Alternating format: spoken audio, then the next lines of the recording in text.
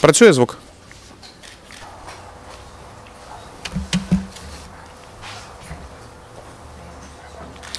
Доброго дня. Good afternoon. Thank you for being with us. We thank our guests. We start to our discussion, and I am grateful for participants for joining us at this panel in order to try to get answers to two important questions. First, we are going to speak in our first part of our program. We will speak about people who work in agribusiness, and then we will going to speak about the farmers and agribusiness enterprises. So this is an important question to discuss. What benefits can be provided to the citizens, especially to those who live in the village, due to this agrarian reform? And also important question is how to avoid risks, because in Ukraine, when they carry out reforms, some things are used by some people, and then people do not have trust in reforms. First, we will have the speeches of our speakers, the presentations of experts who know this topic, and Mr. Mushak will join us later. And then we will have Q&A session, and at 10:30 we will start our second session with other speakers. Yurii Zmii, head of the Reform Support Office of the Ministry of Agrarian Policy and Food of Ukraine. So he will present the opinion of the ministry. Then Vadym Ivchenko, MP of Ukraine, Batkivshchyna bloc, Nizalov, support of reform in agriculture, and Dmytro Lyvch, expert of the Center for Economic Strategy, Reanimation Package of Reforms expert. So now we are going to speak about the benefits that people will be able to get due to these reforms and new documents that will be approved by the Parliament. Good afternoon, everyone. Thank you for invitation. This is an important topic, and a lot has been said, and a lot is discussed now, and the stress is put correctly, and now we should focus on political component of this discussion and on the reforms and the benefits and drawbacks of models. When we speak about land reform, sometimes people remember only one thing, that the moratorium should be lifted on the lands of agricultural purpose. And some people say that this is good, some people say that this is a bad idea, but I would like to focus on other issue. Whether we are ready at expert and technical level to lift the moratorium. And if we analyze the components of the reform, we will see that we have to do a lot. What I mean? First, cadastre system, registration system of owners of land plots, and a lot is done in order to improve the situation in this sphere, in order to provide simplification of these services and people be able to have these procedures in a simplified way. But does the system work efficiently like in Western countries? No, in Ukraine the system is not perfect, and this is a preparatory stage for the introduction of the reform. Second, the block of issues concerning heritage and inherited land, and there was a moratorium on lands. A lot of people who got these land plots died, and there is an issue of inheritance when legally the land that was left to no one, now the authorities do not know how to act and what to do with this land. So a lot should be decided at a technical level in order to create a system of cadastre and to inform the owners of land plots in an efficient way. Also, communal lands, this is also important issues, the roads, and there is a lot of options and draft laws, but still this problem remains unsolved. What I mean, all these aspects of land reform, at the top of the iceberg, of course, is the lifting of the moratorium, but these are all the steps in order to achieve it. We should focus on this and resolve these issues, and then we will continue the discussion of lifting the moratorium, and we'll solve other issues concerning land. And about the owners of the land plots, those villagers who own them, for them, today, the situation is like this. They are the owners of land plot, but they do not have all the rights. They cannot use all their rights on these lands. And from the other side, we know that when these land plots are leased for the big enterprises, they do not feel this moratorium because they can sell the rights, the corporate rights of the legal person without consent of the owner of the land plot. And there will be another person who will lease it. So we are in the situation when the owner of the land plot is left without rights. And the opponents of the reform and proponents of the reform, they agree that in long-term prospect, land market should exist. Everyone says about it. We should agree on how we are going to reach it.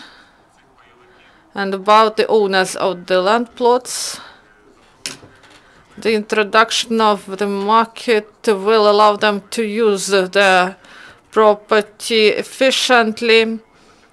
And due to donor support, and Denis will tell you more about it, people are ready to say the land plots, the shares, and 25% of people are ready to do this, and 70% say, no, this is my asset, I will never sell it, I will use it in the future, will provide it to my children.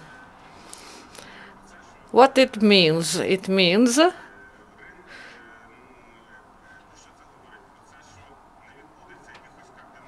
so there won't be radical changes if we introduce land market. And from the other side, I would like to emphasize that tomorrow in the parliament, Vadym Yevgenievich will mention it, that there will be a parliamentary hearing on this topic.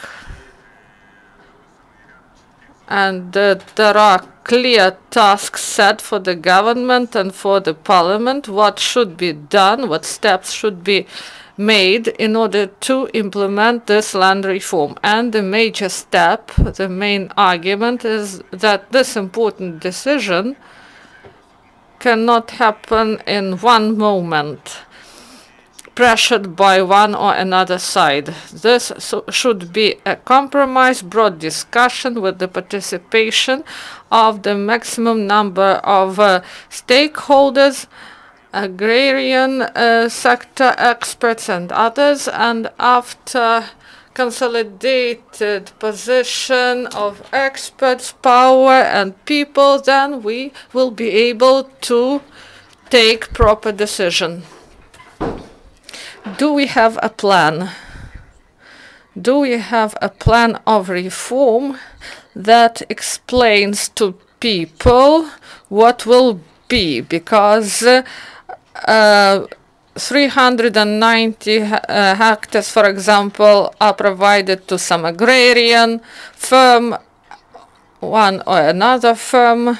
They have a lot of land, and 2 years ago the coalition adopted the decision that this is important and should be resolved. But do we have a plan?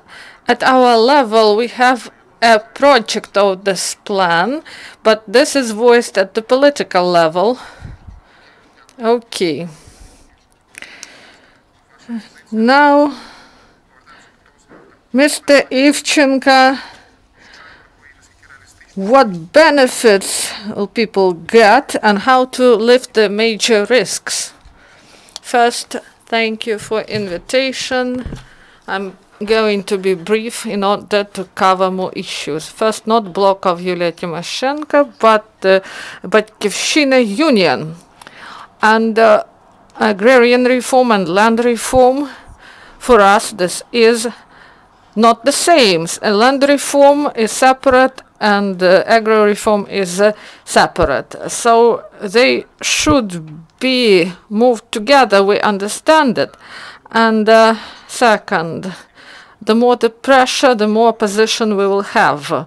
We should understand that clearly. There are people who are ready. There are people who understand the issues of agriculture. They understand that there can be chaos in the area because of this, and this can bring to the less money in the budget. And why we speak about the lifting of moratorium. In the law, it is said that when the market is introduced, the moratorium is lifted, and in the transitional provisions, it is stated, and the land reform encompasses all those issues my colleague from the ministry mentioned. This is the regulation in the area, and there are a lot of questions about the registration, issues of raiders, and other things, how it is done through the courts and how the people can defend their rights. So how can we resolve the issues? We should create the buyer, because everyone understands who is selling the land, and there are people who lease this rent and those who use it, and there are some people who can be we do not have middle class in the country. If you ask people in agrarian sector, I travel through the regions and I ask people what amount of land they have, and they say, for example, 1,500, and you know that in different regions they pay for in Yagotinsky region 55,000 are paid. So I say, for example, that your land will cost 80 million. Do you have this money? And if I found funding, will I buy it? And maybe I will take this land, and maybe I will buy some more, and I will use it myself. And people then say, oh, I'm against this. So we do not have a buyer, we do not have a proper system of crediting, or it is weak. There is no system of crediting in order to start the market, and also plus the interest. There should be access to the market of people, to people, and so, for example, they have 1%, you have different percent. So, for example, if they want to get 80, then they need the collateral 160. So we do not have buyers. So in this, there is an issue of heritage, the provision of land to territorial community, and so on and so forth. So there is consolidation. Also, how we are going to consolidate it. If I bought, for example, 200 hectares, I won't provide it to the person who would like to lease it. So there is an issue of consolidation. Someone sees that this will be good for those who want to rent it, and some see this as the consolidation to create employment, places of work. When you travel in Poland, you see 5 hectares and a house, 5 hectares and a house. So, and also state enterprises. When we speak about privatization of the state enterprises, we should say that those collective farms that were transformed in state enterprises, people didn't get their land plots, and we can provide it to the pensioners and other people, but the main is to create employment. This is the main issue, to create working places. Someone will create a farm, someone will create cooperative. We should provide the people with the opportunity to earn, and this is the policy, the creation of cooperation, farming, and how to attract those people who work individually, that are outside the market, but they produce the agricultural produce. We eat what is bought from them, and where are the taxes from this? How can we attract them? And when we calculated with the Institute of Agrarian Policy, we saw that out of 4.5 million, we can get only 1/9. And but these are families, so this is about 2 million people, and the people now officially 480,000 people work in agricultural enterprises, and you can compare it with other countries. For example, with Poland 2.5, Italy 1.8, Spain about million, and we have 51,000, and it decreases. About consolidation, what you mentioned 670, and then other holders even went further, and NCH, to whom it belongs, and they have 400,000 hectares, so they get the profit and pay minimum rent. And where does the profit go? So we should create a system where the land reform will be parallel with agrarian reform, and agrarian reform, we will do transformation, and 86% we should provide them with more help, with subsidy support, to provide loan credits to them, to stimulate the activity, And this is called agrarian state policy. And I agree with my colleague, our colleague from the same of Lithuania, and due to many projects we communicate with them, and he said that all democratic countries, they resolve the issues of land, but first you should carry out a transformation, and we should first identify the main points this reform will be built on.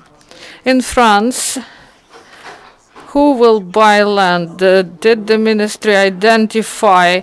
In France, you cannot buy land, for example, if you didn't rent it for 7 years.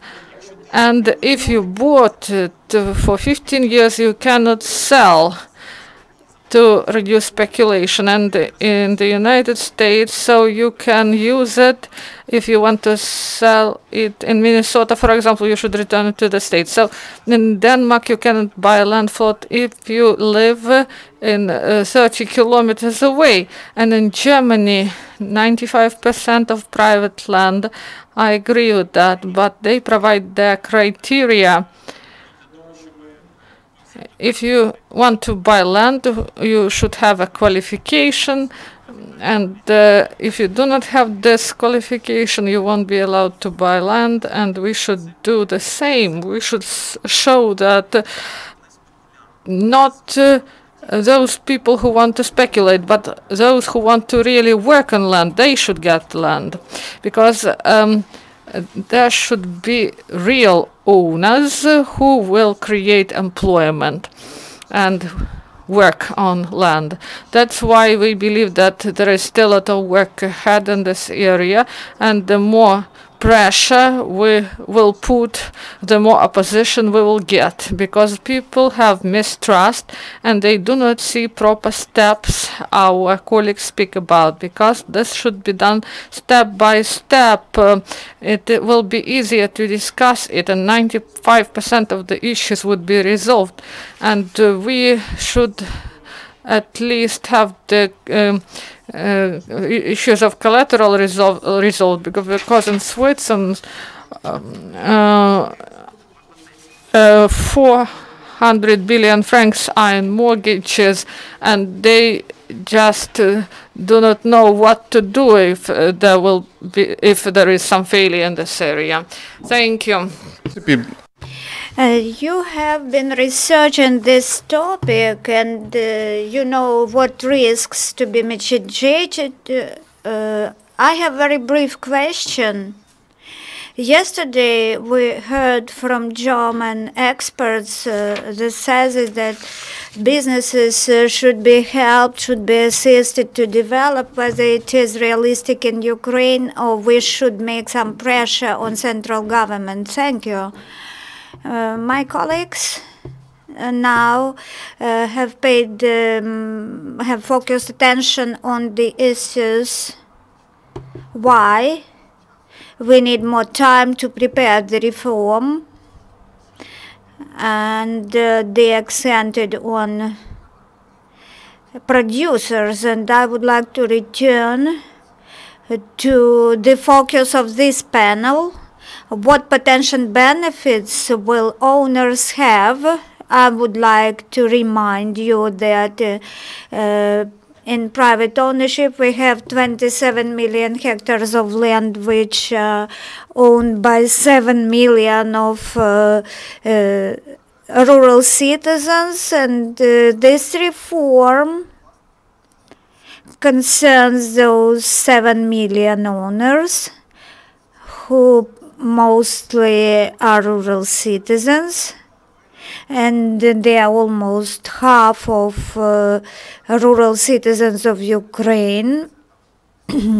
Talking about households, they are 80%, and what benefits would they have? The highest benefit is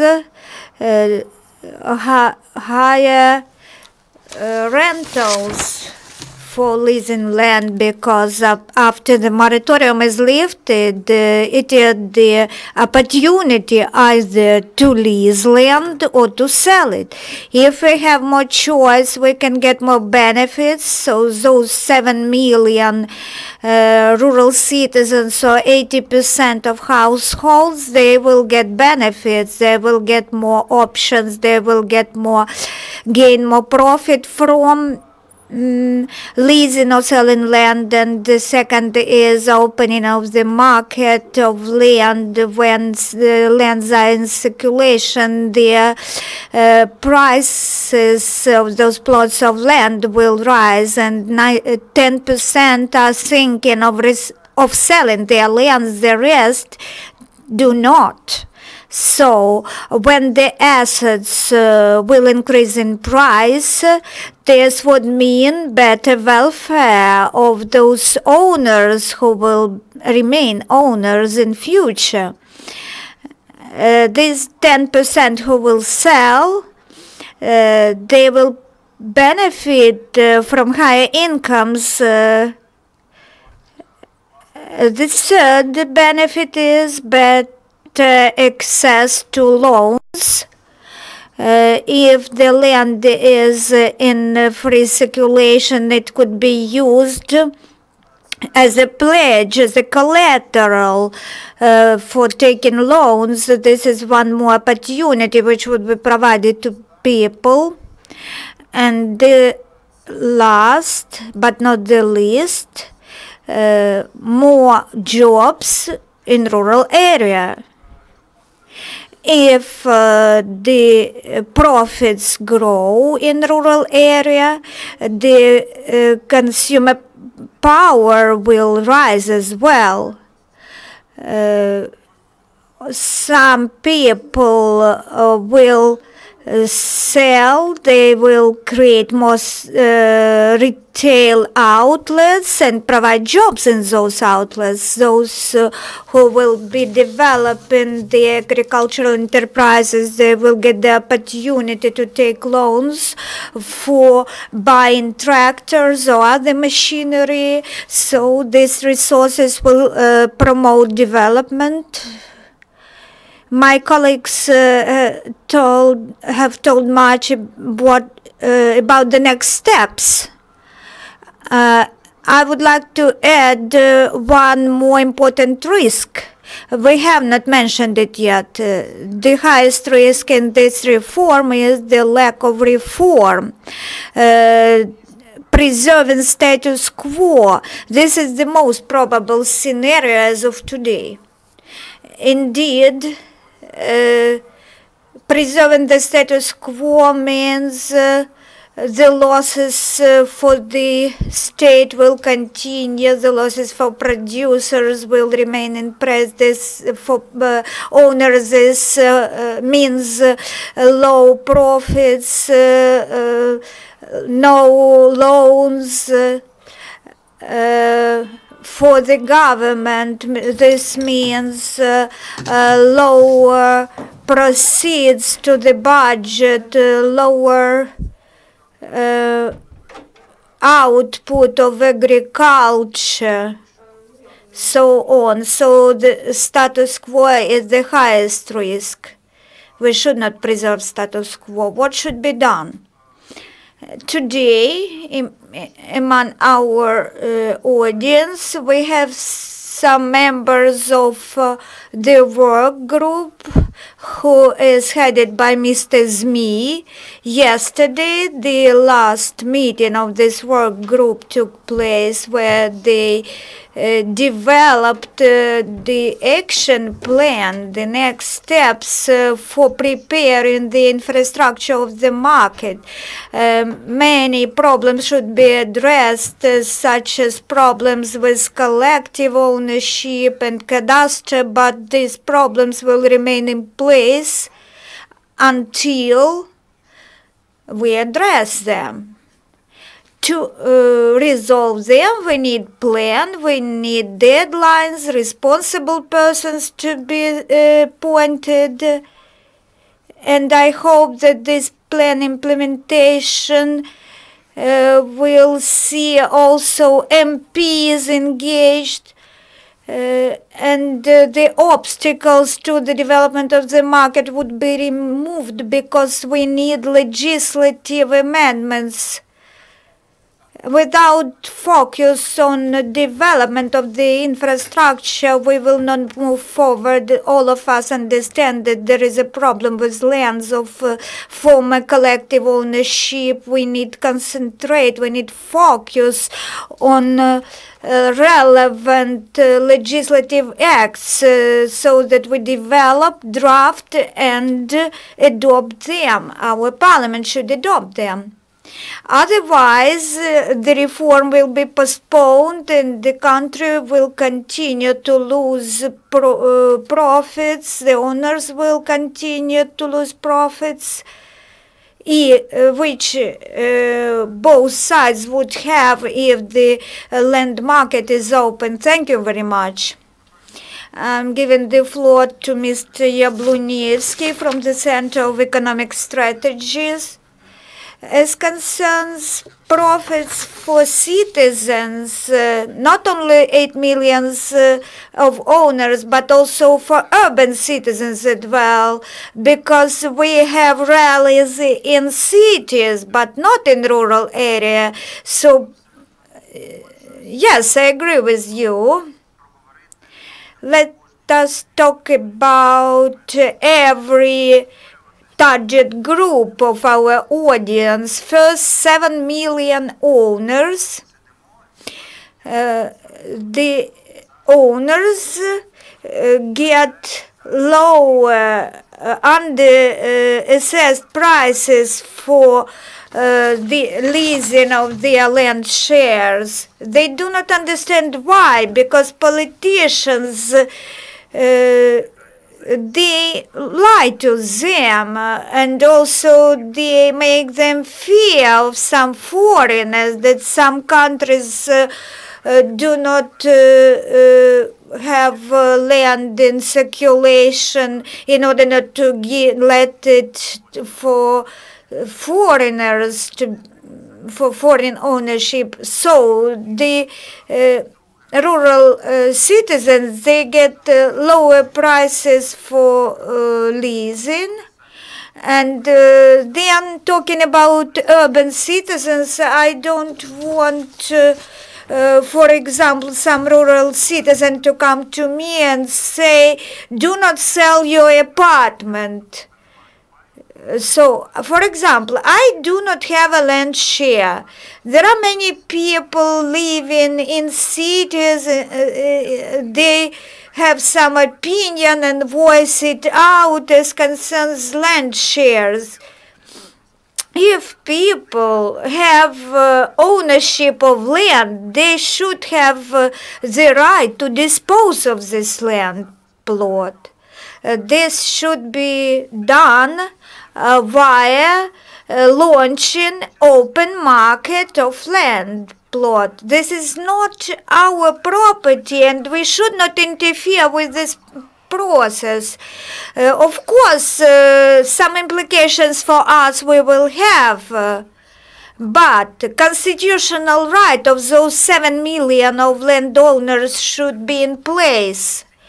Opening the market will make investment more attractive and will create inflow of investments. Jobs in agriculture will be created in general. This would be positive effect for the economy of the country as a whole. And then there is another group of audience, target audience, those farmers and large agro-holding companies. As we calculated, 15% of agricultural lands are processed by 100%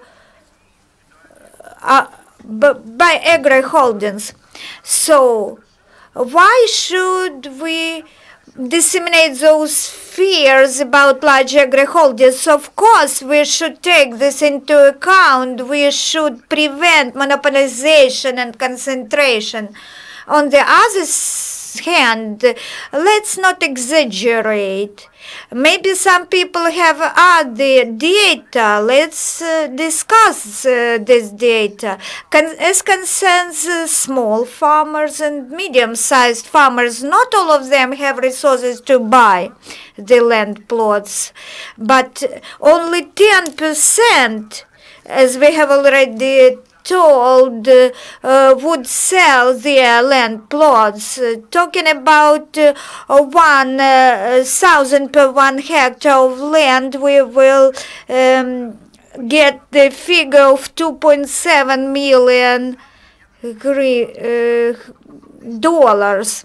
What we are talking about, the portion of farmers will sell land plots, but they are only 10% out of 7 million. But when alternatives are available, the assets will grow in price. Some agri-holdings really do not want this because they do not want to pay for these assets because now they can buy these assets or lease them for almost nothing. So now lease takers win, but not landowners in this status quo. If some resource is cheap, you use it one way in your production. If your resource is more expensive, you start thinking how to improve your performance. So in the long term, you will want to have this resource also working for you. This is positive influence. This would press landowners to use land in more efficient way. Talking about farmers who lease the land, whether they can buy it. Well, this is a question, but it is being addressed. Let us give them the opportunity to take loans. Let's arrange some opportunities from international organizations so that they provide loans. Benefits are far larger than potential losses if we implement these reforms. Risks are inherent to real estate selling, to selling anything. Selling of agricultural land is not under moratorium 100%. Also, we should raise quality of the cadastre.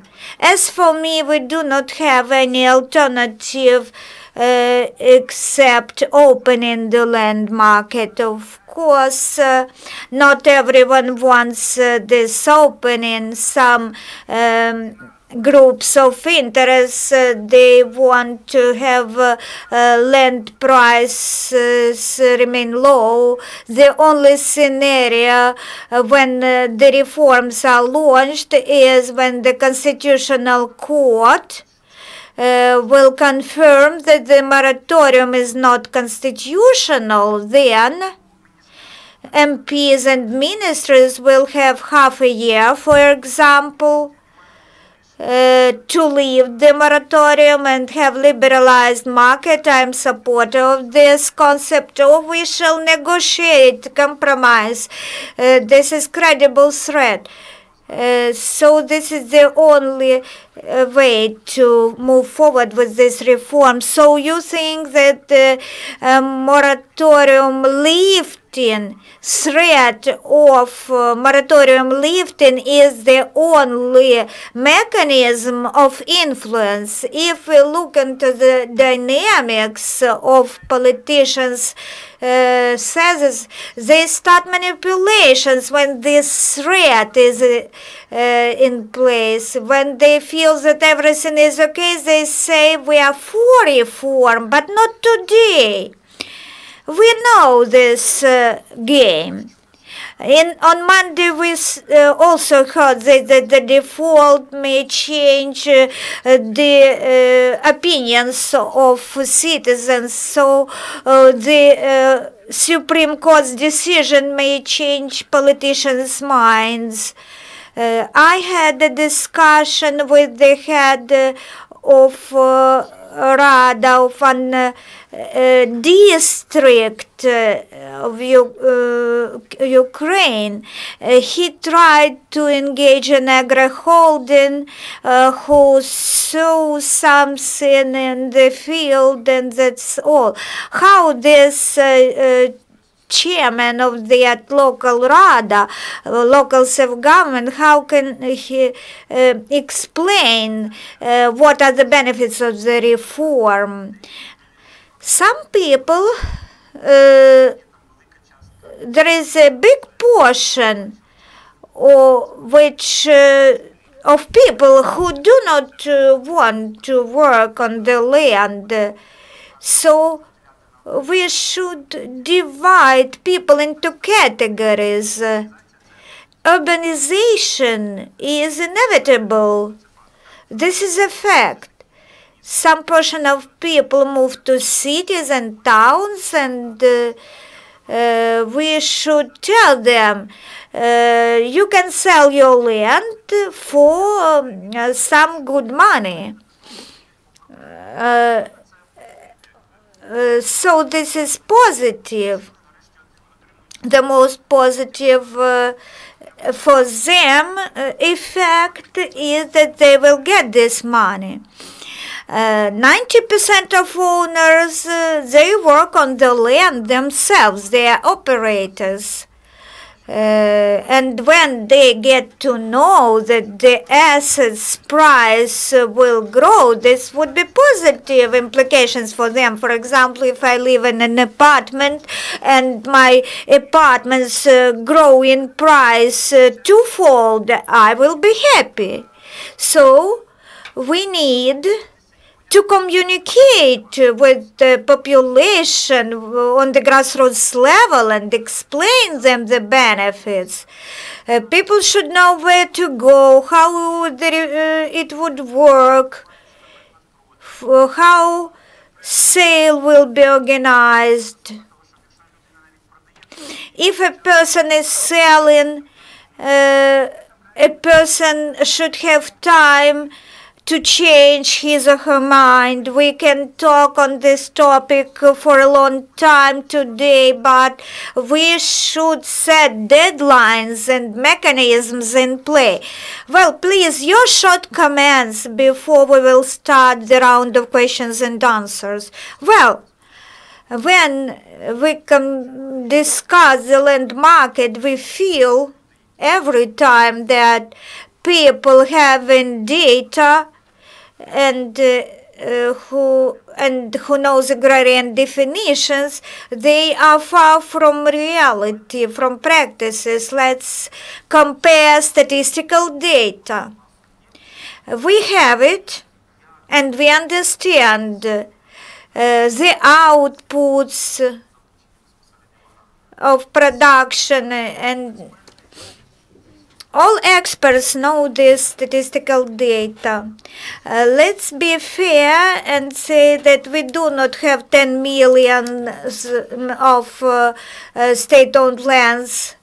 The large portion of them is owned by just some 3 individuals. We have different statistical data. Talking about 7 million, I will say that I in person am responsible for agrarian sector. I will take you to visit Kovel district, Ratnev district.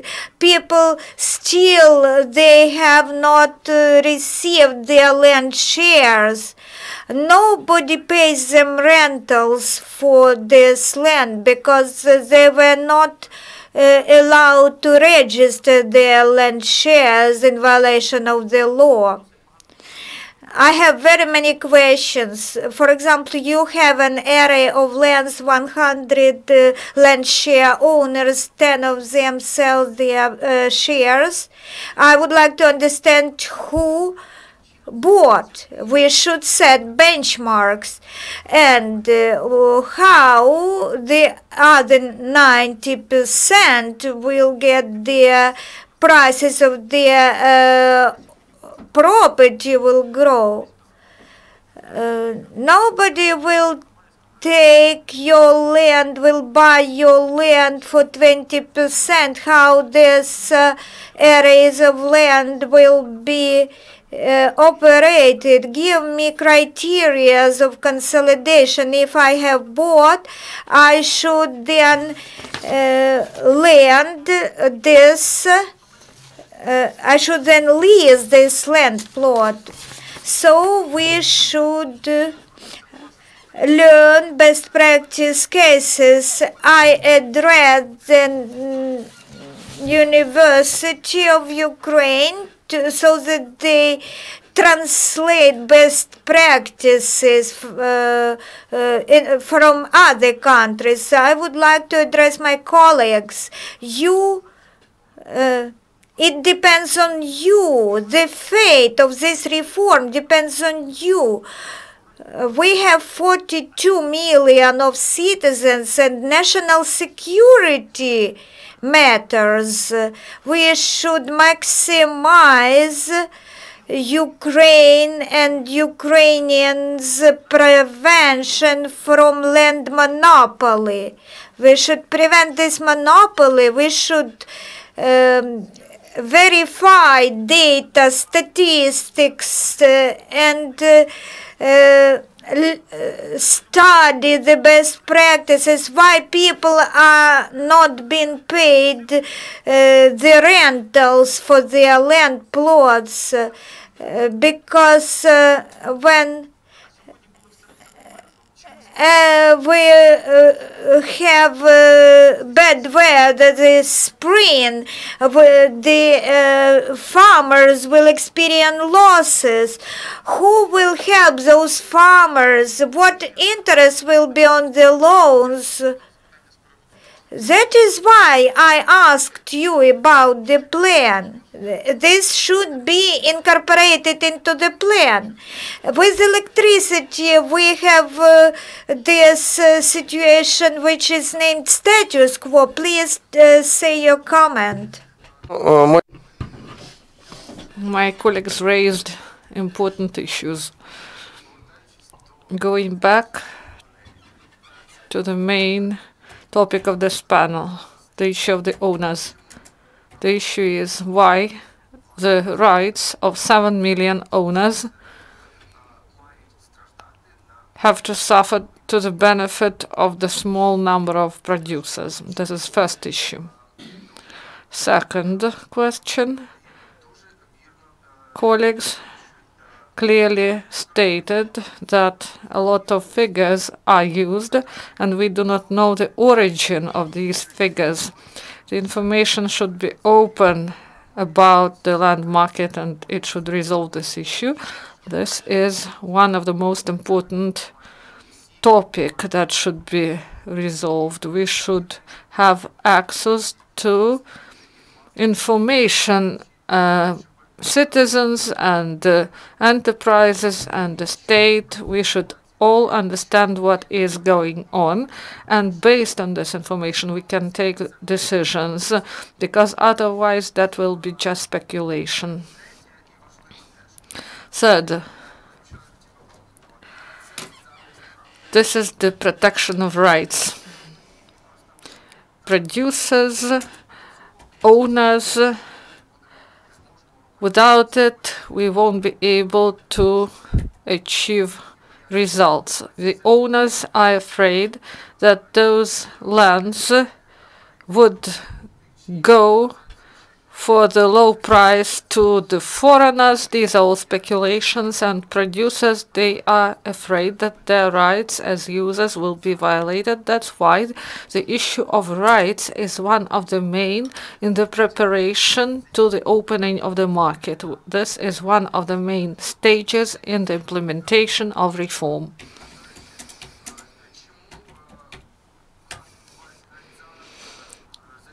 So now we have raid assaults because the rights are not properly protected. There is lack in registers or changes, non-registered rights. When the raiders want to assault, they just conclude an agreement, they register, and then in illegal seizure, they have the agreement with the person who raided, and there is no agreement with the user. So this issue also should be regulated. We are speaking about the register of the ownership. So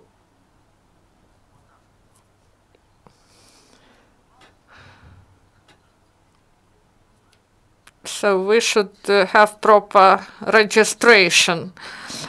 And now we have Q&A session.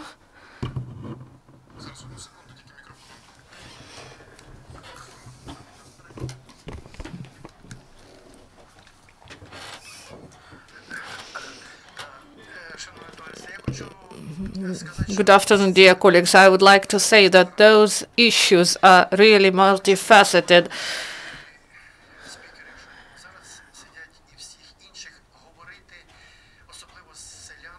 We should speak to the villages in Ukrainian.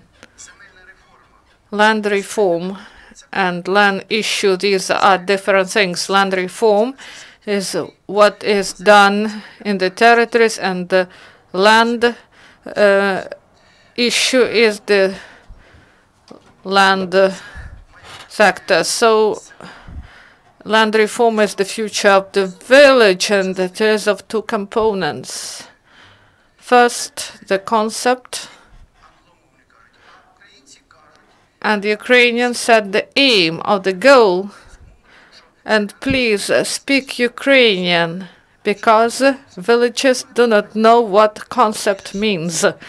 Also, the issue of land. So there should be proper strategy, roadmap, but we should speak in Ukrainian in order to provide proper information to the villagers. And the third issue is the land issue, that is the instrument and the mechanism. So we only speak about these issues. And the question to our experts and the representative of the men, what is the aim of the land reform that is not adopted as of today officially? Please. I am an economist. I see two goals. The owners of the land shares, they should have proper price, whether they will lease or sell it. And to get the biggest volume of investment to agrarian sector. I'm not speaking about the land issue. The main aim of the land reform, and you didn't answer the question.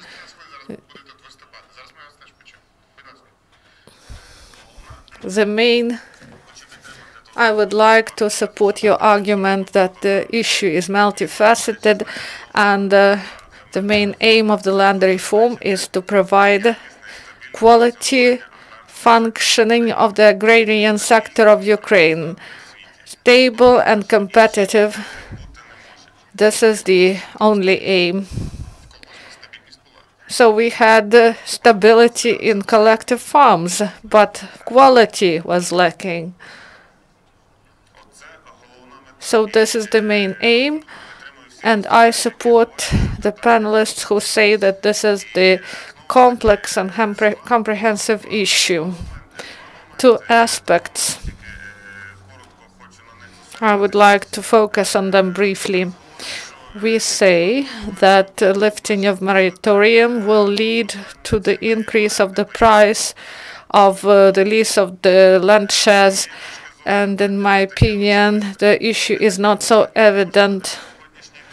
Today, we can name different examples, and farmers can support this. There are places where the lease is really low and it is unfair, and in some places there is big competition in agrarian production, and agrarian issues are really difficult, and the owners do not complain. And the quality farmers, quality owners, they really have a good situation. There are different examples, of course. And you've mentioned about head of the regional council, and the issue is really complex. When we lift moratorium, and the head of the regional council, in which the quality of land is poor, the owners or users will come to the bank for the credit, and they say that the price of your land is zero because it is not of quality and no one wants to work on this land. And this region can become even more depressive. So this is the issue of cost, and the matter is really complex, and only together with resolving social, financial, and economic issue will this reform yield good results. We have two more questions. The aim of the land reform is to increase the well-being of population, and this is done through the increase of the well-being of the owner, who will get more from their assets, and this is the increase of money in the local budget for the development of infrastructure locally, and also increase of employment in agricultural enterprises. And also you've mentioned and you asked what can a village head say about it. We didn't mention an important topic, is that the biggest effect in the development of villages, this will be the development of small and medium-sized enterprises, and the land reform can provide an impetus for the development of the sector. Why?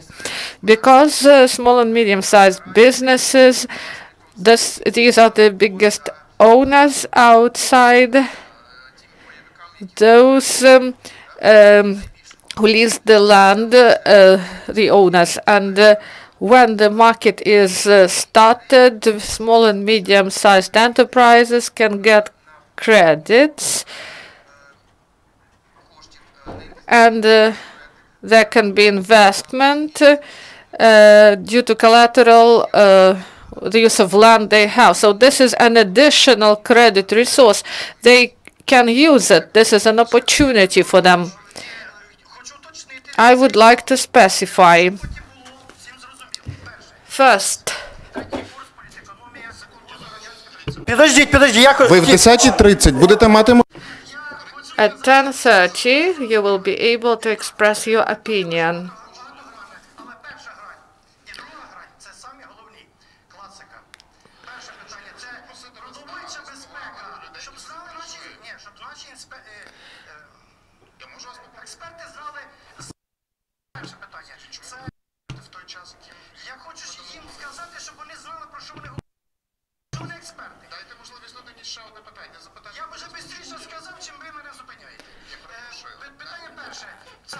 The question is the security of the state, whether this issue is introduced in this reform, and what about the rights of the villages? First, you should study the classic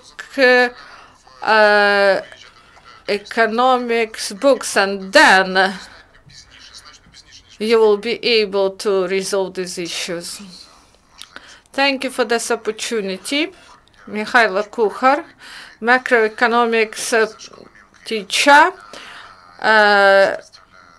International Institute of Economics, and also I am the expert concerning the development of this reform. First, I would like, if you allow me, if I have 1 minute, I do not have questions to the participants of the panel. I have the answer to the question. You gathered wonderful speakers, and Mushak maybe will join us later, but we have 4 opponents of reform against 1 RPR colleague who has common sense. 99% of economists live in this town. They understand that only 1% of latent communists, and you were able to gather them here. You even found the representative of the World Bank, Denis Nizalov, who said that this is reform without reform. I met with him at different meetings, and this is not called reform without reform.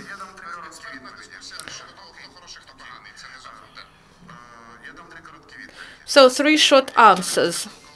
As my colleagues rightly said, Ukrainians, they have their savings in order to buy land. This is $2.7 billion. And 2 representatives of this panel, they know the norm that there can be some delay in payment in buying land, and also the answer to the question that was asked here, that some plots of land may prevent some agricultural activities. And 1 colleague asked about it. The law clearly states that these land plots can be at the edges of the field, so there can be such a replacement. So you can read it in the draft law. This is not a problem. It doesn't exist in the world, and it won't happen in Ukraine. The third, an interesting argument that we are not properly prepared, and there are problems with the cadastre. And I do not think that this is the main problem. And our panelists know the examples of the Baltic states and the countries of Eastern Europe, and they had cadastre on paper. And in the result of the reform, the villages became richer. And maybe all those drawbacks that were described, this is the result of the status quo of the moratorium that is still preserved.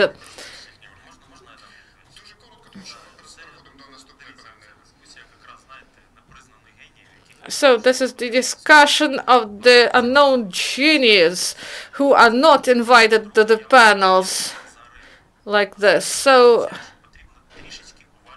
you should understand that if you bought only 10% got the land, how can you provide it to 90% that remain? How to do it in the way to breach the agreement, how to create employment. We have legislation about the exchange without buying or selling.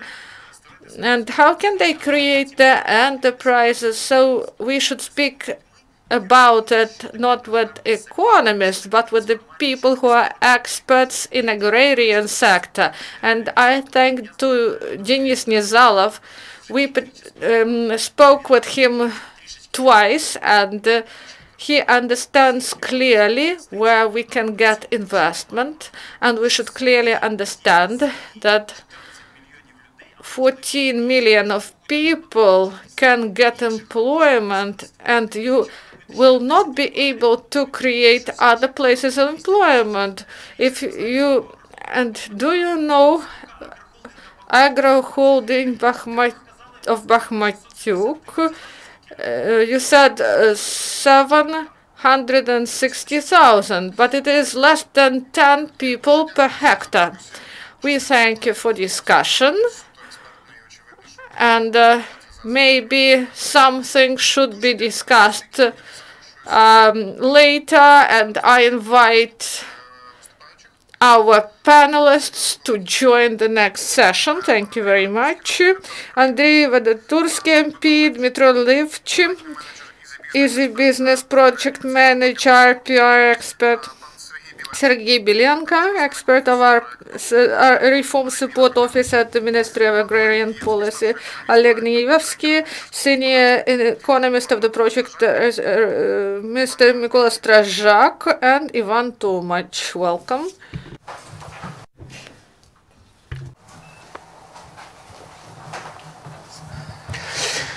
Як і минулого разу.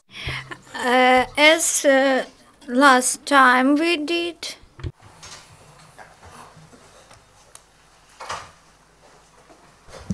Як і минулого разу, я as we did last time, I would first ask you. I'm giving the floor to Mr. Serhii Bilenko to give us a brief introduction, 7 minutes to every panelist.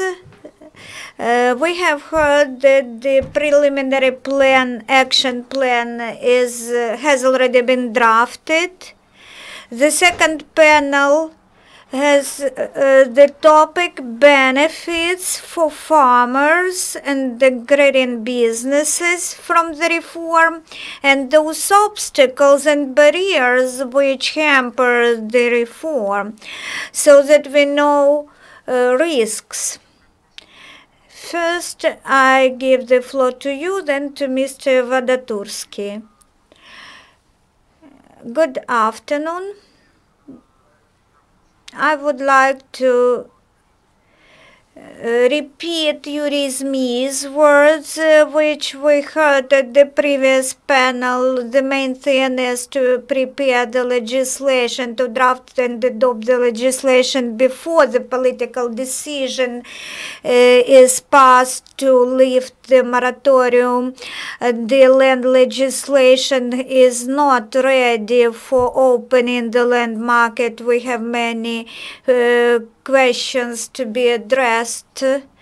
They have not been resolved for more than 10 years. The problem of collective ownership in every area of land. We have lands which legal status has not been assigned. We have lots of lands which are used in shadow economy. They are lands of deceased persons, and we have the legislative framework problem, consolidation, which is in the legislation. It doesn't provide the rules of the games.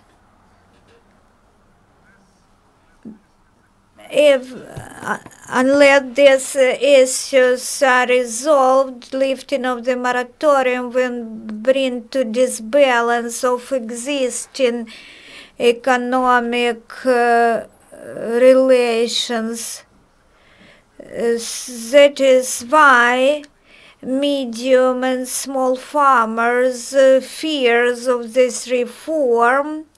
They are afraid of mass change in land ownership, in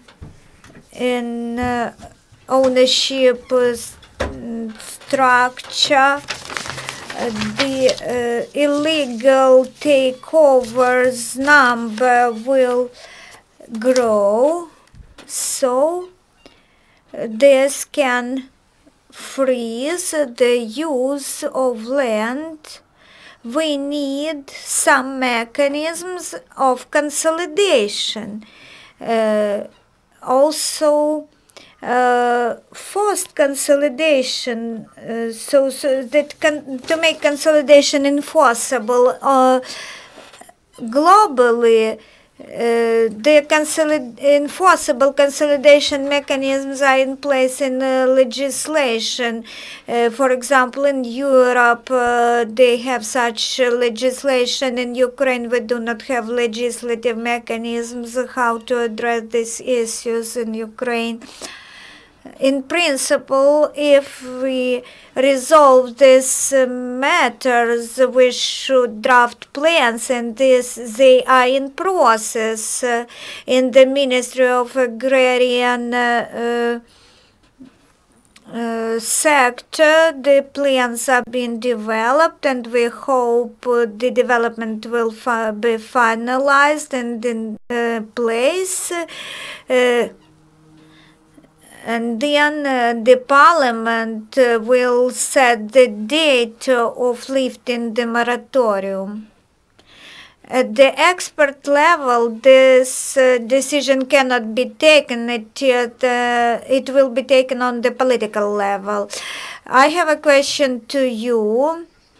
We heard that political decisions on lifting the moratorium can make faster resolvement of all those problems which we face.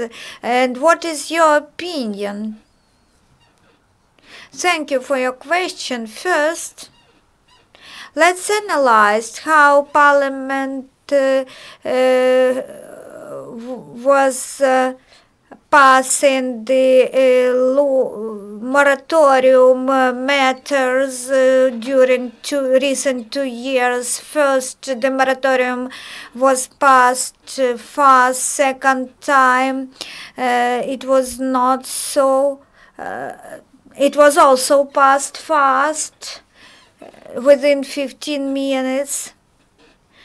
No new information was provided. The question is, first of all, some MPs voted against continuation of the moratorium. Second, IMF and international banks, they started to pay attention to this matter, and they ask us every week about this. When we have discussions with this on this topic, we can see that in our society the opinions have been changing recently. The Verkhovna Rada is ready to lift the moratorium, to cancel it. Everything depends on us, on experts, how we will explain to people this question and its implications. I think it will not be lifted this year. We will not have a shortened procedure of lifting the moratorium. I think the parliament will divide into portions the supporters and the opponents, and some solutions will be proposed. As I have heard today, that there is nothing has been done in this field, in this area. Every year we continue the moratorium because nothing has been done. Currently, we have good prospects to achieve some compromise, how we can transit to the market. As for me, I would lift the moratorium because I think it is a crime. This moratorium is a crime. I am for the market of land, for the discussion to take our Ukrainian original path, and I do not agree with the path which we moves today. As a second, the benefits for users of land, I would like to say what is the benefit of using or owning the land. Where is the difference if a company is owner or owner? I think there is no difference. I can lease land for 20 years or 30 years. I can buy this land plot. The situation will differ from agri-holding to agri-holding. There are farmers who take land from individual farmers, individual owners, and pay no taxes. They do not borrow money, they do not report to tax authorities, and operate in shadow economy. Whether they will be interested in buying this land plot. If agri-holdings are interested in the land market, of course we would have it long ago in place. So the parliament should have draft law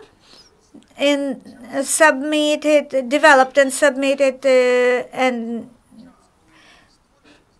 at the time when agri-holdings were established, 95% of them were established during the moratorium period. That is why they are not interested in the land market. The hidden pluses for those who operate the land from the land market, they will experience risk that there is no other way except increasing the pay for land use. Land user faces the risk that the rentals will be higher several years upon several years in future. So if I buy this land plot, my risk will be only relating to the interest on the loan which I can take from bank to buy this land plot. Owners should be more interested in opening the land market. I will not say figures now, whether their share is 5% or 50%. We will see this when we will have conditions in place, initial prices, when the trade in land starts. Today we see one minus, which is important, minus for the society. Our land is under assessed. How can we lease the best lands in the world for $70 annually? How can we ensure welfare in rural area? I would like to explain to our society that this reform is needed by the society primarily because they lose infrastructure due to low tax proceeds, no fair rentals for land lease. The market would promote increase of rentals for land use. Okay. Mr. Mykola Stryzhak, what are potential benefits and what are the obstacles? Partially, I agree with the speakers who have spoke before me. The reform should be to the benefit of the entire Ukrainian society. Every reform or every action, every step of our government have their pluses and minuses. If we do not set the goal, then we have no action plan. What we want to build with the mechanism, such mechanism as land relations, we are approaching Europe, and we should legislate that family farms are the basis of agrarian sector of Ukraine. We have different forms of ownership and enterprises in the agrarian sector. After we resolve this matter, then we should decide on the way which we go, on the vector. Farmers should not be restricted in their freedom to act. I have an ownership 8 hectares of land, and I would like to dispose of it how I like it, even violating the interests of society. If I sow poppy, I would be restricted because this is against the law.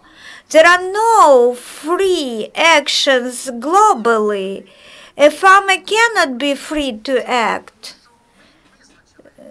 We should have restrictions in place. We have classical methods in every society. First, land is concentrated in one hand, then reform starts to divide the land into shares and provide food security and jobs and finances to those people who work on the land. If everything is good with the reform of production enterprises, why 11 families, 11 clans have enterprises in their hands? We set the question who will sell the land, but we do not ask who will buy the land, how to create the conditions for farmers to buy land. For example,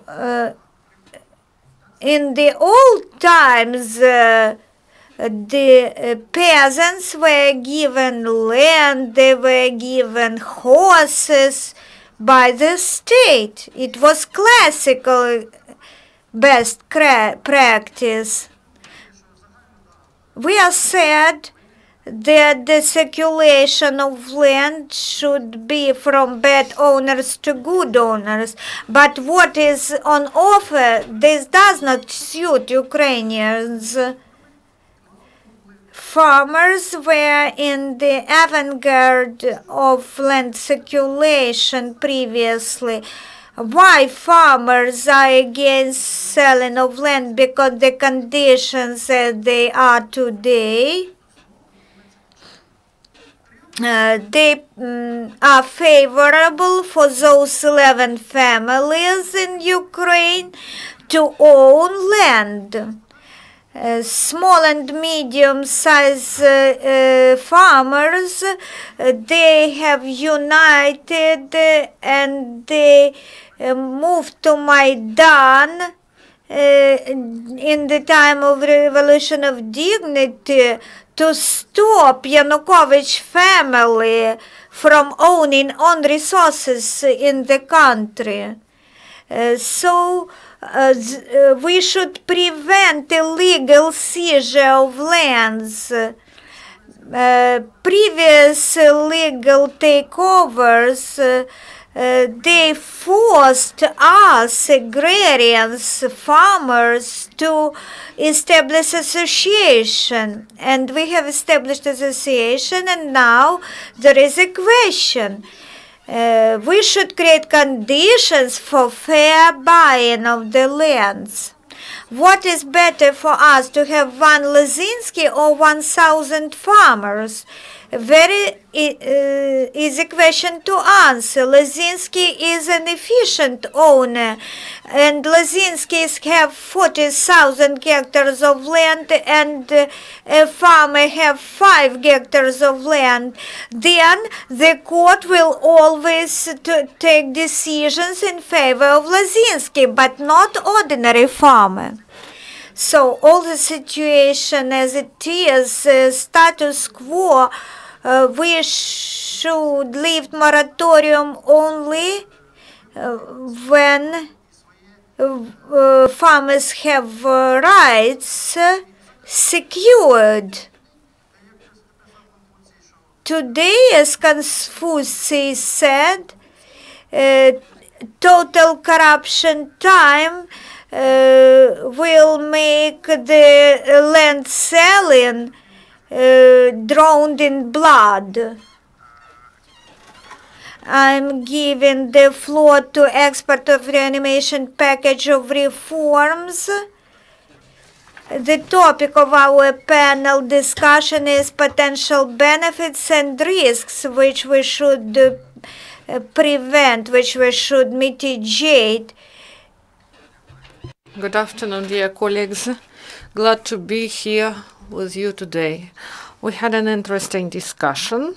We heard opinions on the land reform.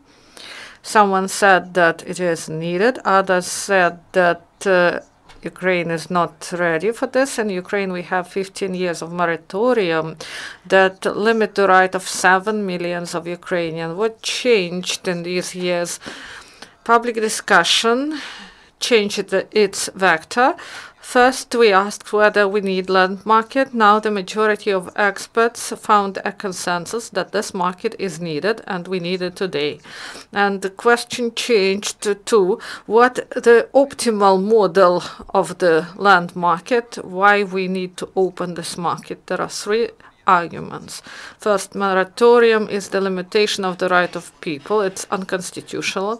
Then this will motivate economic development and will lead to economic effect of 100,000 billion if we cancel this moratorium, and it will be in 10 years. And also they say that in some countries they do not have land market, or the market of land worked in some form and it resulted in something. So this is out of context. If we're speaking about international experience, our team analyzed 60 relevant countries that we can compare with Ukraine, and we used 2 levels of filters, and that they are in the ratings, international ratings, and the economy can be compared with the economy of Ukraine. We found 60 countries like this that are representative, and we analyzed international experience. We asked 4 questions concerning these countries: whether there is private ownership of land. So there is one country country out of the 60 that doesn't have ownership on land. This is Tajikistan, and this is not a successful country in the world. And the second question, whether the foreigners can buy or sell land to be counteragents in the land market. And there are such countries where this is limited. And this is the minority of the country, about 18. If we analyze the correlation between the types of the market that are this is closed for foreigners, open with limitations, and open market. If we analyze this, we may come to conclusion that the more market is open, the better the results of the economy. This is GDP per capita, the added value of land, and so on. If we are speaking about economic effect for business, we should remember how agribusiness worked for the last 15 years. So the main model was to maximize land bank in order to get more profit. Land reform can result in the change of the agro-market system. Agrarian enterprise will motivate their workers to become more efficient and will invest in new technologies and will invest in the irrigation system, in the development of infrastructure, and in the development of adjacent fields. And this is the main argument. And second, landowners and small farmers, the majority of them, Denis said that about them, they will get access to credit resources and the land will be full-fledged asset and it can be collateral, and the landowners and farmers can get the credits in the bank. They can invest it in their own business.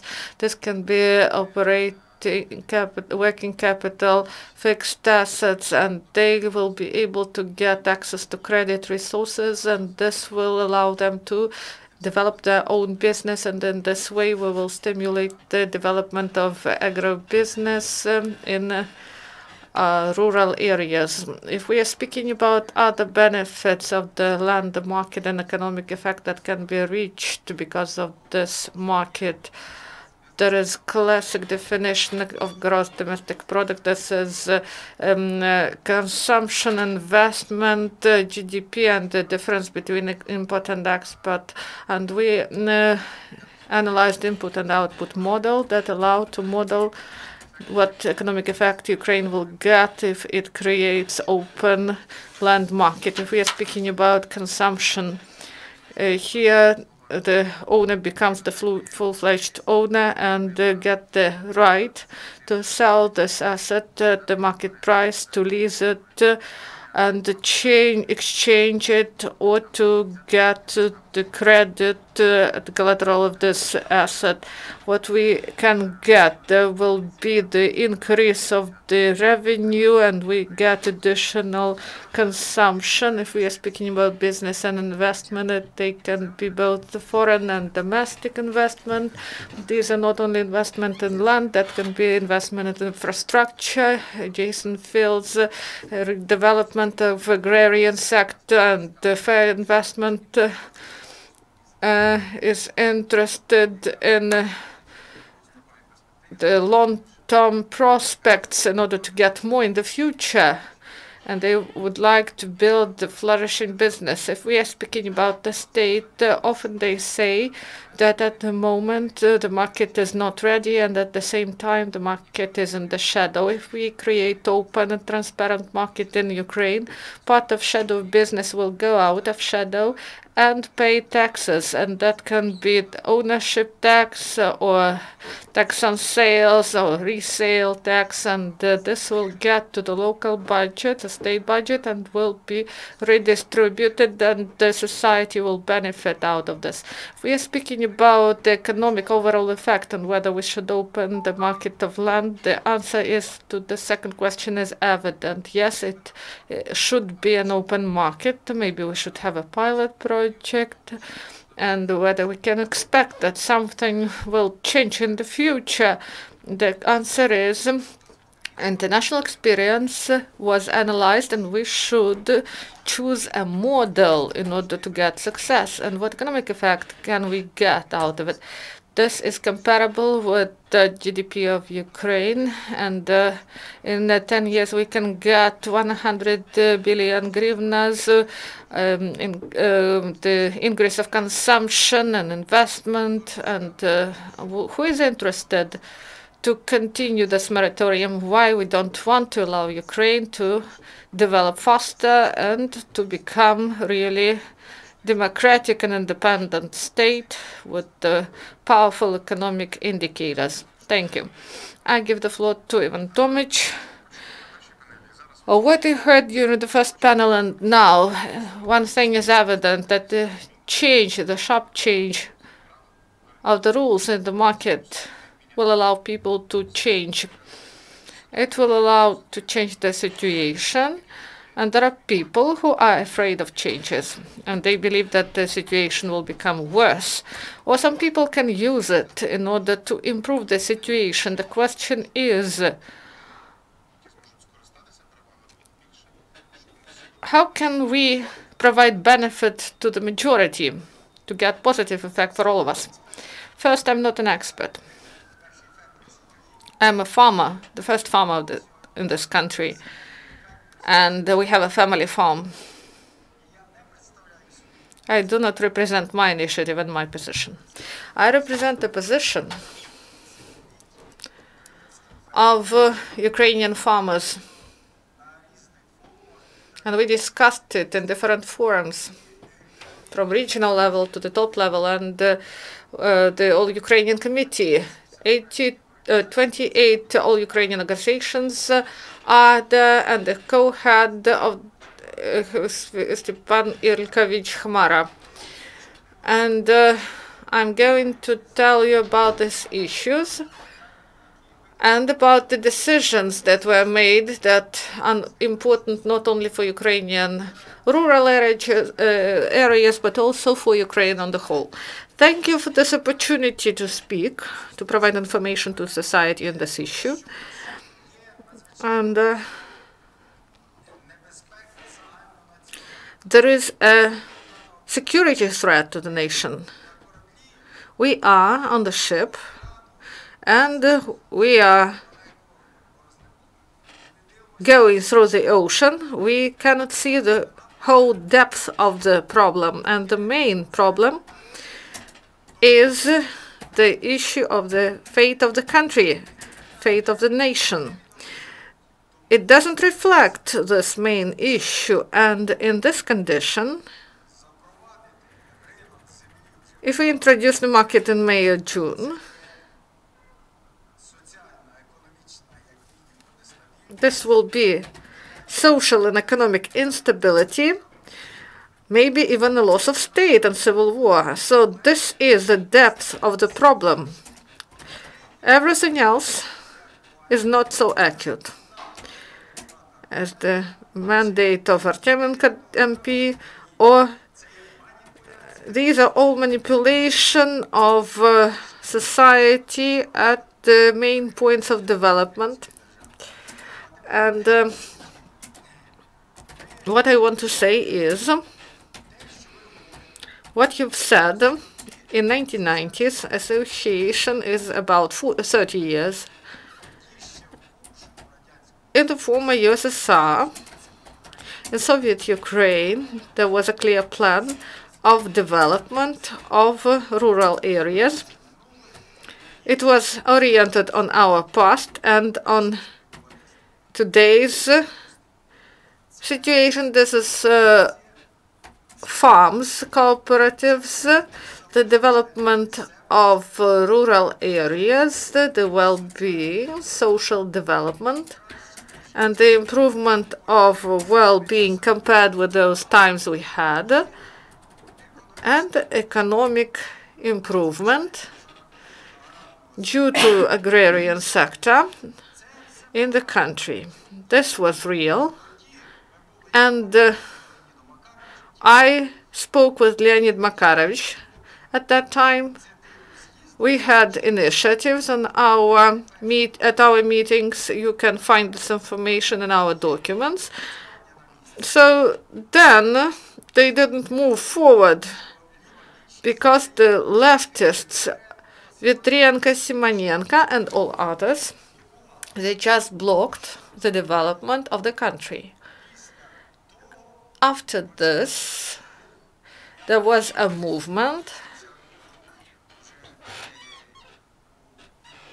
in 1997, 1998, and starting 2003, it was not from the land market and the standards the European countries live and our Western Ukraine lived before 1993.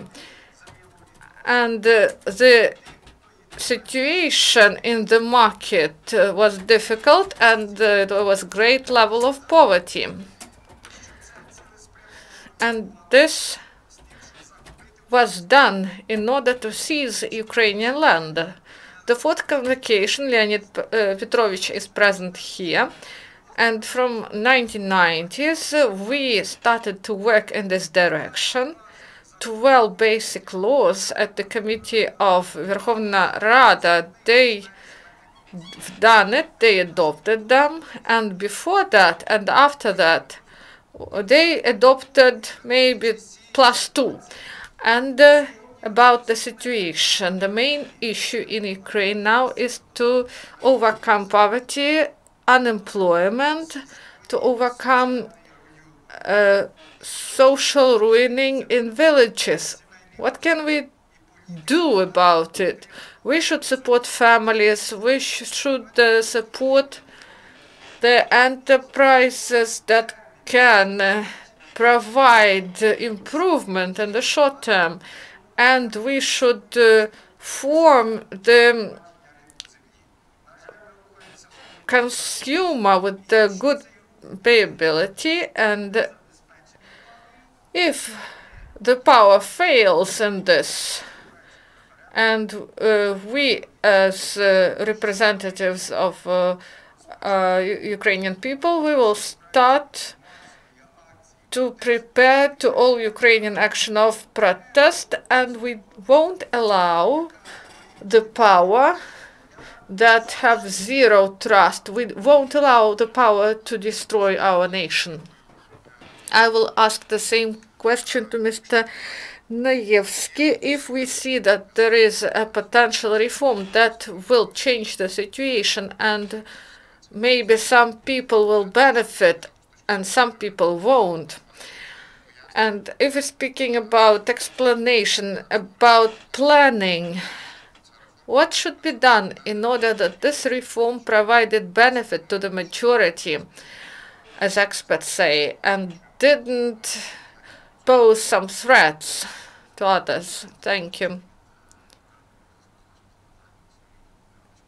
So I would like to say that instability and change in paradigm that land reform will bring, I believe it is good, but because stability is good only in the cemetery, and because of this stability, the productivity in agriculture is lagging behind 2 times if we compare it with the European countries, and they have worse land than we have, and the investment is not enough, and it should be more, and instability maybe in this case is good for Ukraine. And also the factor that is in Ukraine, export to Russia. Ukrainian farmers exported to Russia a lot, and the paradigm changed after the conflict, and our producers, they changed their operating activities and they started to open new markets, so there is no catastrophe. If you look at the volume of export, Ukraine is in good shape in this concerning export. So this is the instrument to improve the efficiency of agriculture of Ukraine, if we are speaking in figures. So some people stated that now about 1.5 million of hectares are within the ownership of enterprises, and if we have this is the opportunity for additional investment, and wine stability is good. Andrii said, our previous speaker said, that the structure of business that is now in Ukraine, it is because of moratorium and the taxes. No one likes it. This is the result of the situation that was in Ukraine. Moratorium, this will allow to change the paradigm of the land use. And the important issue is what can be done with the state land. This is a gray area. We have information of what is done with 1.5 billion million hectares of land, but we do not know what happens with other lands, and that the local budgets do not have money from this land. So this results in poor infrastructure. And the cancellation of moratorium will allow us to change the situation.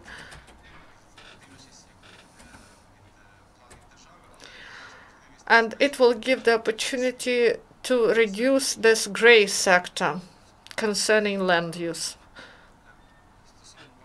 And about your question, the risks that are possible in case of cancellation of the moratorium. This draft law that is proposed by the government, there are risks. There is no access of legal persons to opportunity of buying. This is the risk. They put the system of crediting under threat by this. In what way can they credit business if they won't have the access to make collateral of this land? And the main topic is the transparency. The market that should be open, that should be a lot of light. And our project is lobbying the monitoring of land relationship in Ukraine. And we should accumulate information from different bodies, and the broader public should be able to see this information, and this information will provide opportunity to monitor that is done in the land market in the real-time mode.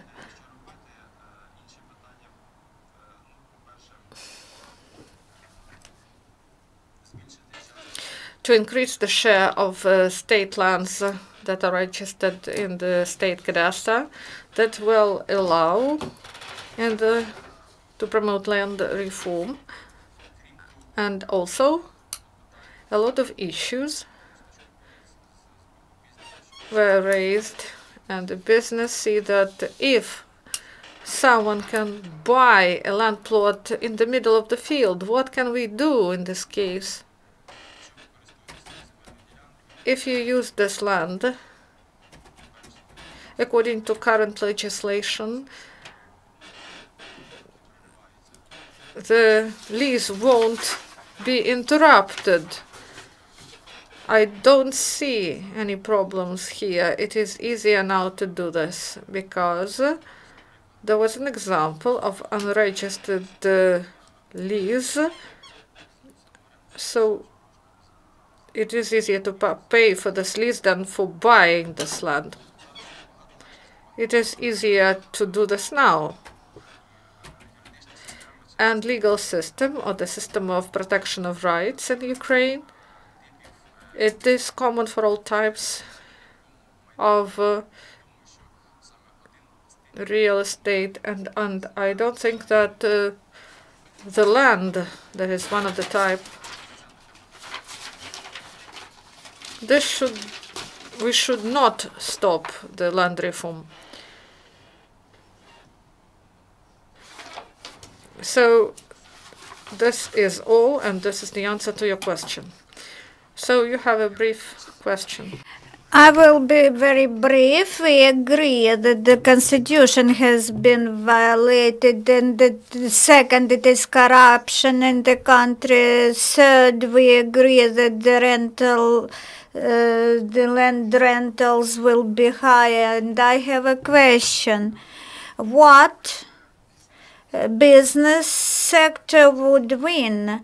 I think that you said that business will get loans, will get the opportunity to get loans. This is not the goal. All of us can borrow now in our life, and what then? This is not the goal. This is not the plus for businesses. I would like to make it clear. I would like to calculate and demonstrate you the land rentals are from 1 to 2,000 hryvnias.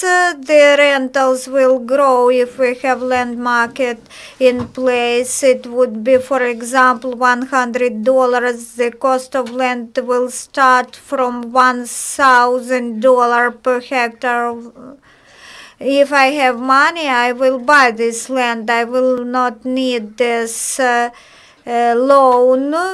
If I have only 20% or 30%, then I will go to the bank and get a loan for buying the land, but I will pay interest to the bank, and if you calculate $1,000 per hectare of land and 10%, for example, interest, this would be that $70. So the loan is not the goal for business. Business via loans, we can just demonstrate that they will not be interested. Business sector is not interested in this reform. That is why we have this moratorium currently. Yes, thank you for your comment. Of course, you are right. All of us are for reform, but the main stakeholder of the reform are landowners, and we should support them and protect their rights. Loans only one of the options. I'm not saying that all businesses in the agrarian sector should go and borrow money from banks, but creating the market will allow businesses to forecast for a longer term their activity. They will be able to plan their loans against security, against collateral is a tool for start-ups in the agrarian sector, but this has nothing in common with already existing enterprises. So we should persuade people that they will also benefit from this reform. I also would like to give the floor to Ivchenko before the round of questions and answers.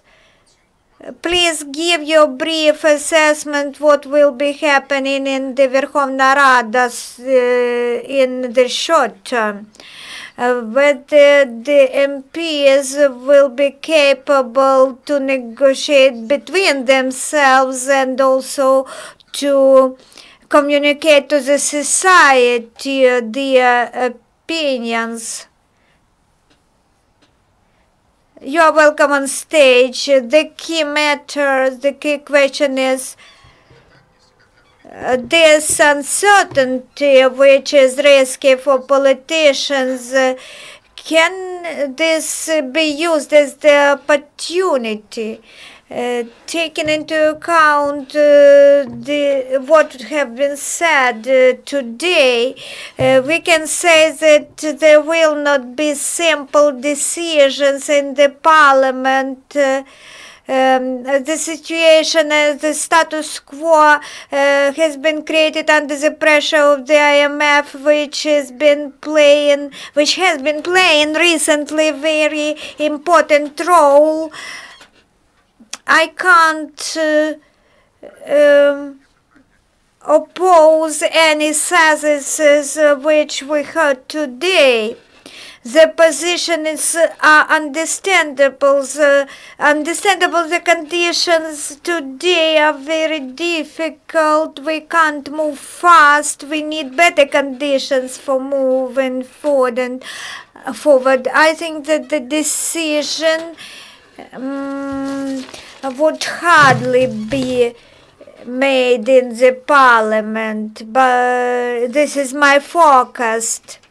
Earlier or later, this decision will be made and this matter will be resolved. We need to engage top-level experts who can offer some concept which will gain support from grassroots and the elite at the same time. We need this to move forward, although some corrections we will see in future. This is my general conclusion. Specifically, on specific problems, how to form the land market in Ukraine, I can answer your questions if you have. So that's all what I can say. Questions from the audience. Grzinski, the editor of UCMC. I have a question to Mr. Leonid. You are a representative of governmental faction in the parliament. Do you have a strategy? What tools are incorporated into your strategy to protect rights of people who are landowners and use the land? We are hearing some advertising which is very aggressive and it presses on people so that they press on their deputies on local level. I would like to hear from you as a member of farmers associations when you will agree to lift in the moratorium. What would be the market first? What will happen if the moratorium is lifted today by our parliament? Nothing good will happen. Not the revolution as it was said today, but I think that the situation will worsen in different areas, and I don't want worsening of the situation because the agrarian sector contributes much to the economic balance in the country in general. What to do, what next steps should be. Of course, decisions should prevent monopolization, provide for maximum competition between those who operate the land, ensure transparency. Previous government offered to have only state ownership of land and leasing the land to people who can use the land in the correct way. And you know, this situation entails corruption and monopolization. We need maximum transparency in the land market. I can explain for an hour how to do that on the legislative and regulatory level. when this should take place. For 2 years, people have been demanding transparent and strict rules of land selling. When they will be in place, the program maximum, the optimistic program should be, we should prevent pressure from the IMF fund, from the IMF. The real sector of economy should be developed. If this process, general process, will be positive and will experience positive dynamics, then the matter of land market could be resolved within 3 years or about it. If not, then the land market opening will be postponed for 4 or 5 years. I can name you several areas which we should support and promote so that can we get finances in the budget. We should provide incentives to them. We should give an impetus. Then we will have dynamics. For example, in the bank sector, 70% monopolization on the bank market. This is the situation which we have today. Nobody knows about this status quo. How can we engage other assets into development of our other sectors, such as mining, machinery building? I answered your questions. According to optimistic scenarios, if the economic reforms in general go better, then 3 years is the term. If not, then 4 or 5. What about the ministry? Can we discuss the plans?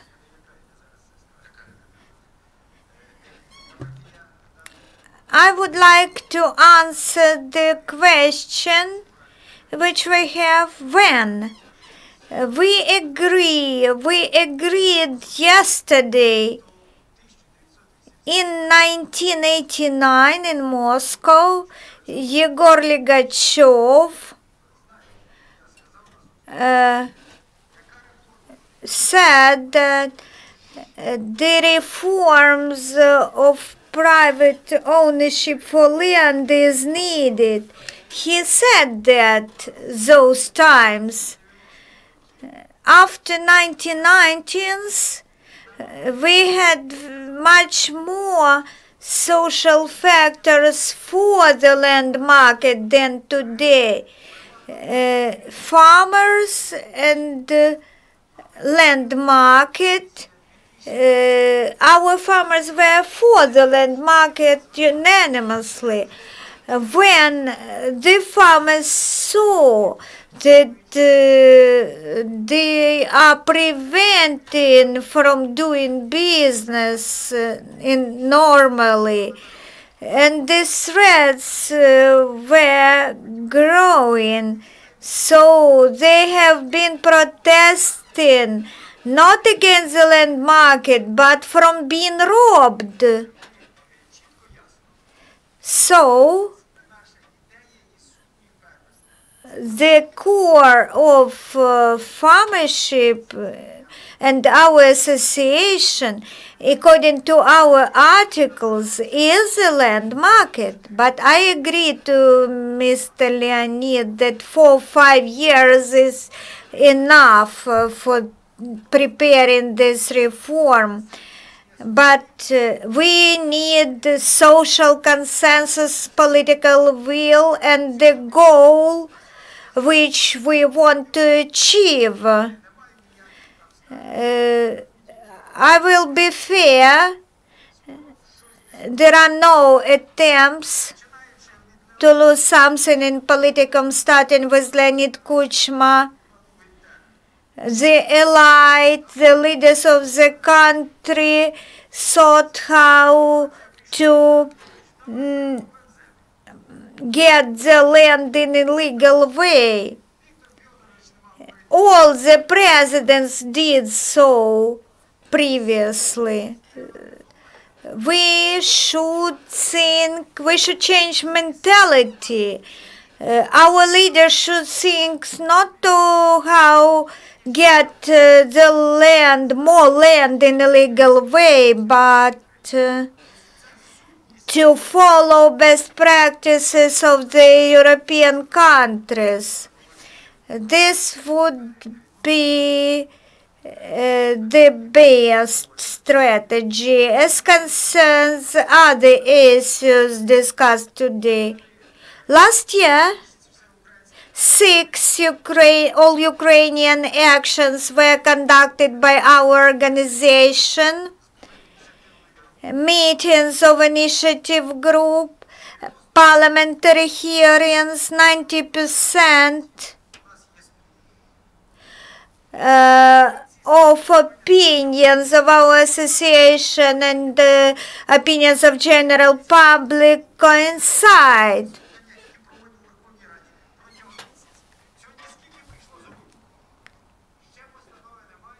We have not adopted the needed resolution. The parliament have not adopted it yet. The sense of developments today is that groups of interest want to benefit. The question is that when changes are conducted, this creates uncertainty. There will be some losers, some businesses would disappear. Those who are more efficient, they will win. Those who are less efficient, they will lose.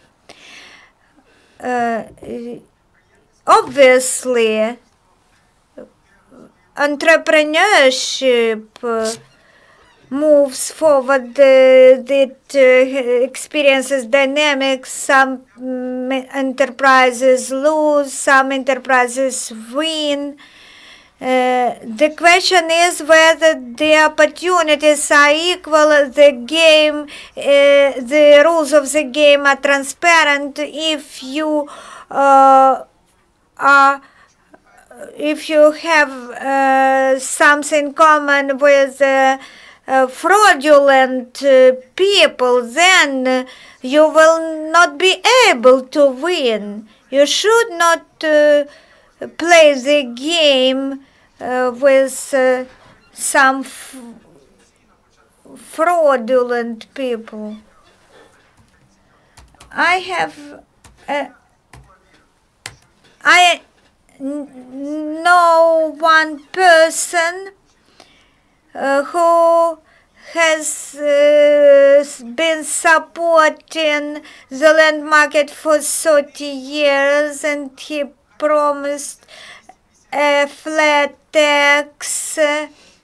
He told me, I will give 5 billion for small farmers. We should have done this last year, and in 1 year we would not have any discussion against the land market. Are there any more questions?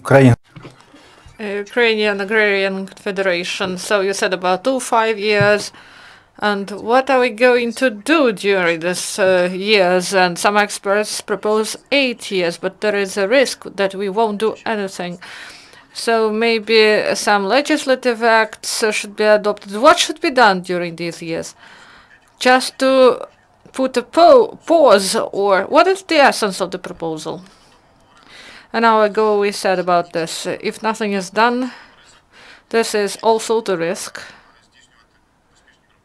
And the steps that will be made, they should be timely. Yes, this can happen. They continue, they postpone and do nothing. And they continue to do this, and we lose productivity and lag behind and additional. So 16 years there was a pause, nothing was done. How can we do anything in these short years?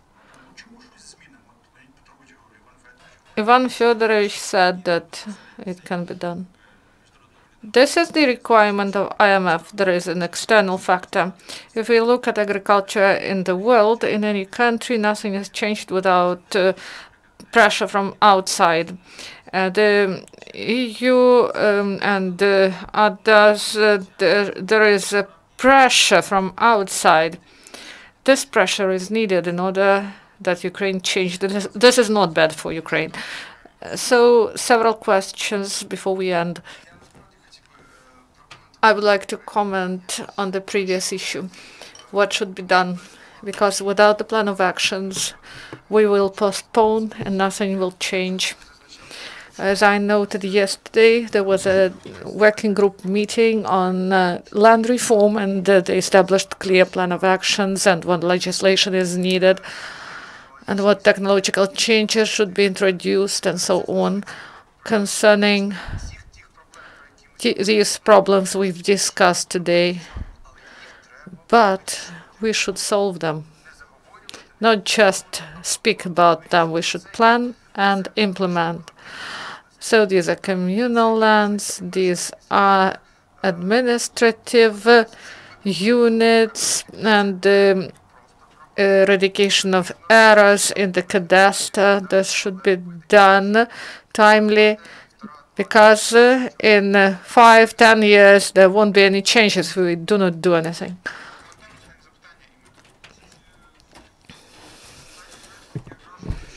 There is an impression that we need a plan, and now we come up to the formation of this plan. Yes, plan is good. It's good to have a strategy, but this is done, and legislation is being prepared for the lifting of the moratorium, and they prepared for the second reading a big draft law that solves the issue of collective property. And the law was adopted. It is in action for half years about the inherited lands, and also the draft law on the consolidation on the terms of lease. And now they prepare several draft laws concerning consolidation of land. So this is happening, and we cannot say that now we are at the start of the way. This is ongoing. This is done. Some things are in the Supreme Council, and they wait voting. So the work is being done. So we are following the media, and everything looks different. Mykola Batkivshchyna, the farmer of Ukraine, a news outlet. So you know that the economy of Ukraine is not in good shape today. And the experts who are proponents of the land market, did they calculate what will happen and whether our economy will fall and the exchange rate of hryvnia will fall? And whether agrarian sector will provide benefit to Ukrainian economy? And due to what this exchange rate will fall? Because the relationship in agrarian sector, it is stable, and if we introduce land market, the shares that can be bought out, someone will lose, and the farmer who have 1,000 hectares of land that was leased, he bought the John Deere tractors, and he hopes for this 1,000 hectares, and he hoped to get profit and to pay for credit, and 500 hectares may be taken out. So what he will do? For example, a person want to sell some land. You can go to the village and analyze who want to sell the land. Not a person, not the farmer who is active, but maybe some pensioner, some elderly person. They want to get $2,000. They can give it to their grandchildren because these elderly people want to provide for their relatives.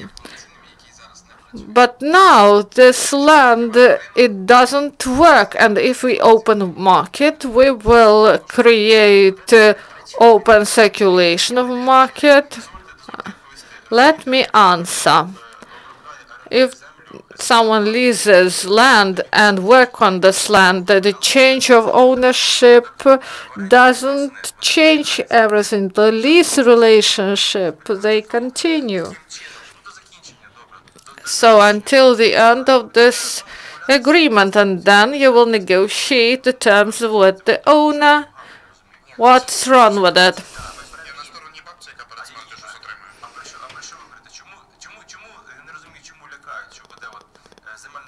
Why do you afraid of this reform?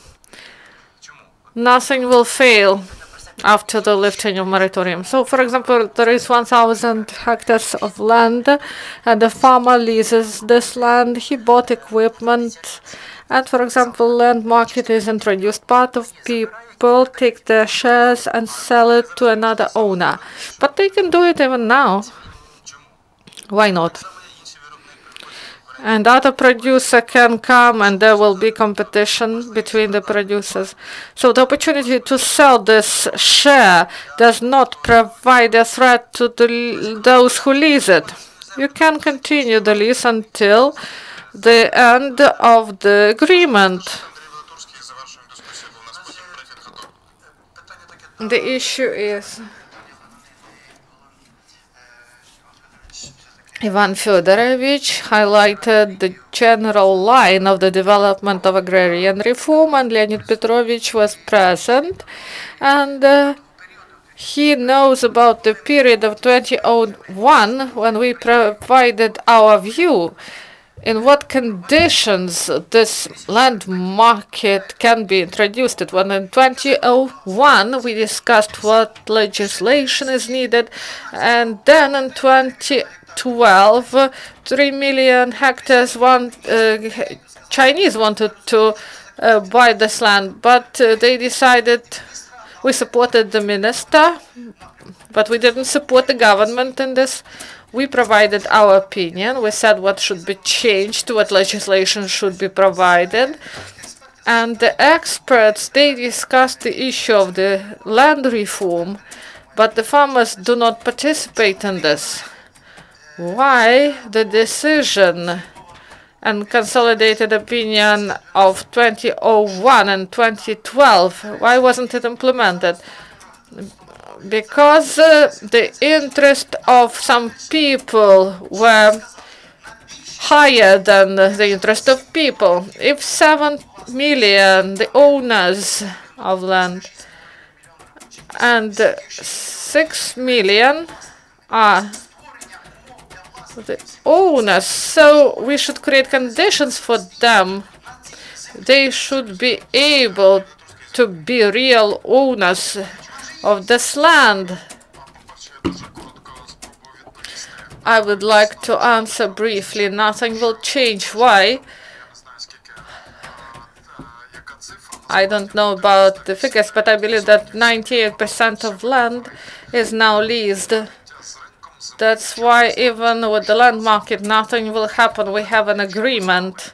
If you rent the land for 3 or 4 years, so we can negotiate whether we breach this contract and conclude a new contract on selling and buying. And if not, you just wait until the end of your contract, and then you go on the market and sell it. So there is no radical change in this. Another issue, there is state land, 5.6 million of hectares. So this should be the first step. The state should be able to sell this land, and let's calculate if even if it is $1,000, the state will get $5.6 billion of dollars, and we will be able to build all the roads in Ukraine. And when the liquidity is added, when the banks, foreign banks, will give money, then hryvnia